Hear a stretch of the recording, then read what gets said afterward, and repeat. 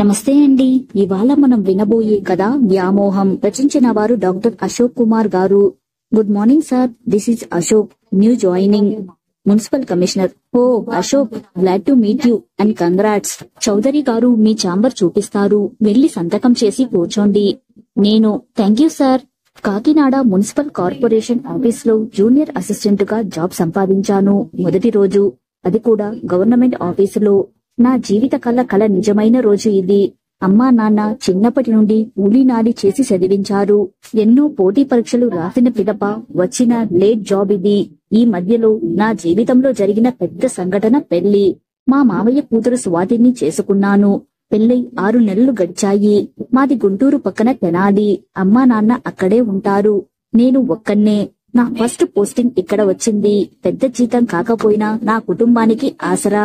సమాజంలో ఒక భరోసా నాకు ఈ ఉద్యోగం. స్వాతి అమ్మ వాళ్ళతోనే ఉంది.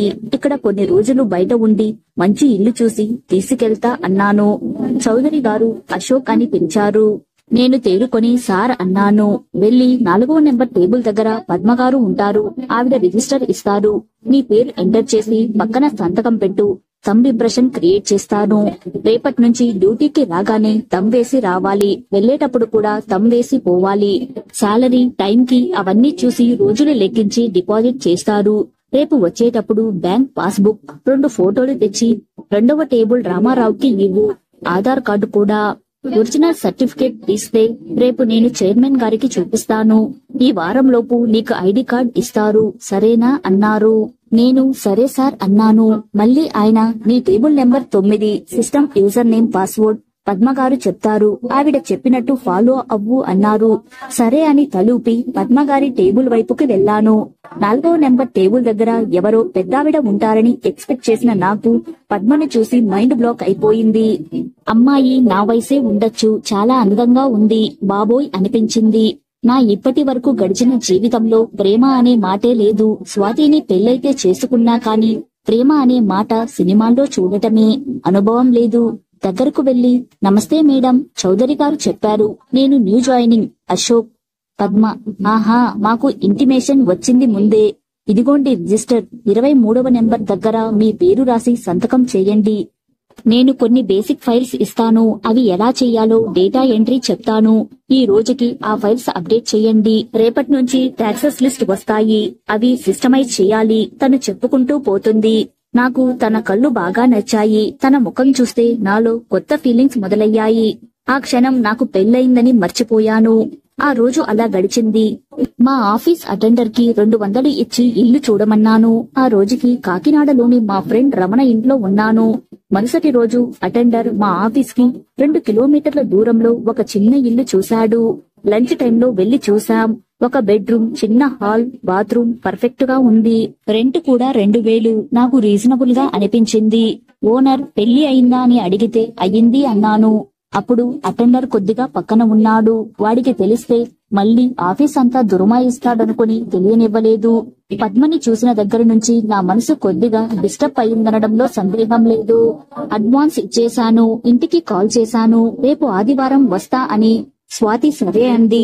ఆదివారం ఇంటికి వెళ్ళాక అమ్మా నాన్నతో అన్నీ చెప్పాను. స్వాతి సంతోషపడింది. కాని ఇప్పటికీ సామాన్లు కొన్ని తీసుకెళ్తాను, తరువాత నిన్ను తీసుకెళ్తా అనేసరికి ఏడ్చేసింది. అమ్మ వాళ్ళు కూడా తిట్టారు. పెళ్ళై ఎంతో కాలం అవలేదు. అమ్మాయిని ఇక్కడ వదిలి నువ్వు అక్కడ పెళ్లి కానోళ్లా ఇంట్లో ఒక్కడివే ఉండటమేంట్రా?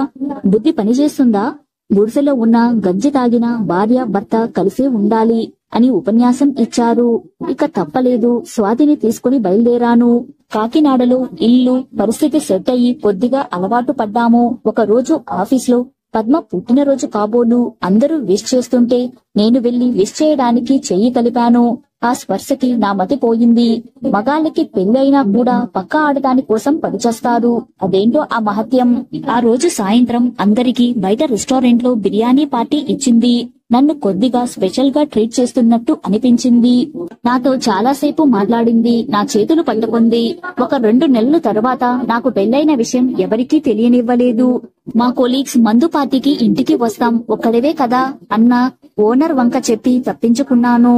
నన్ను పద్మ ఇష్టపడుతుంది అని అటెండర్ తో పాటు అందరూ అనుకోసాగారు. నన్ను టీస్ చేసేవాళ్లు. ఇటు ఆఫీస్ నుంచి వచ్చాక స్వాతి ఎక్కడకు తీసుకెళ్లమన్నా తీసుకెళ్లేవాణ్ణి కాదు. ఆఖరికి కూరగాయలకు కూడా. సినిమాకు వెళదామని అడిగినా ఏదో వంక చెప్పేవాణ్ణి. బయట ఇద్దరం కనబడితే పెళ్ళయిందని ఎవరికైనా తెలిసిపోద్దేమో అని భయపడేవాణ్ణి. మరోవైపు బుర్రలో పరాయి అమ్మాయి కోసం పెళ్లాన్ని బాధ పెడుతూ తన ఆనందాన్ని చిదిమేస్తున్నావు, ఇది మోసం అని అనిపించేది. ఒకరోజు పద్మ నాకు తన మనసులో మాట చెప్పింది. నేను ఎగిరి గంతేసినంత పనిచేశాను. ఇంట్లో ఎవరూ లేరు. సాయంకాలం రమ్మని కూడా ఆహ్వానం పలికింది. ఆ రోజు స్వాతికి కాల్ చేశాను. స్వాతి, ఈ రోజు చైర్మన్ గారి ఇంట్లో పెద్ద పార్టీ ఉంది, రాత్రికి రాలేను. స్వాతి, అది కాదు, నాకు అస్సలు బాలేదు, వాంతులు అవుతున్నాయి, నీరసం, మీరు ఉంటే బావుంటుంది. నేను పక్కన మెడికల్ షాప్ ఉంది కదా, ఒక టాబ్లెట్ తెచ్చుకుని వేసుకో అని కాల్ కట్ చేశాను. ఆ రోజు రాత్రి పద్మ ఇంటికి వెళ్లాను. పద్మ చాలా రుచికరమైన వంటలు సిద్ధం చేసింది. కడుపు నిండుగా తినేశాను. తర్వాత ఇద్దరం దగ్గరగా బెడ్ మీద కూర్చున్నాం. పద్మ, నేను నిన్ను మొదటి రిజిస్టర్లో సంతకం చేసేటప్పుడు చూసి ఇష్టపడ్డాను. నా ఫస్ట్ లవ్ నువ్వు. మా ఇంట్లో వాళ్ళను ఒప్పించి నిన్ను పెళ్లి చేసుకుంటా అనేసరికి నాకు ఉళ్ళంతా ఏదో జలధరంలా అనిపించింది. నేను చేస్తుంది ఏంటి అసలు? స్వాతికి బాలేదు అన్నా కూడా నేను ఇక్కడ ఈ క్షణిక సుఖాల కోసం వెంపర్లాడింది. ఇక్కడ ఇంకో అమ్మాయి మనసులో ప్రేమను రేపి తనను కూడా మోసగించాను. రెండు వైపులా నాదే తప్పు. నాకు స్వాతి ముఖం గుర్తొచ్చింది. తను నన్ను బయటకు తీసుకెళ్లవన్న క్షణం, నాతో బావుండాలన్న తపన, తన కళ్ళలో బాధ అన్నీ నన్ను చాలా క్షోభకు గురిచేశాయి. ఒక్కసారి పైకి లేచి పద్మ వంక చూస్తూ, సారీ పద్మ, నేను నీకు అబద్ధం చెప్పాను. నాకు పెళ్లైపోయింది, నన్ను క్షమించు అని మళ్లీ వెనక్కి తిరగకుండా బయటకు వచ్చి బండి తీసి ఇంటికి వచ్చాను. ఇంటికి వచ్చాక స్వాతి పడుకుని ఉంది. స్వాతి, లే అన్నాను. ఫేస్ వాష్ చేసుకో, బయటకు వెళ్దాం, కొద్దిగా బావుంటుంది నీకు కూడా అన్నాను.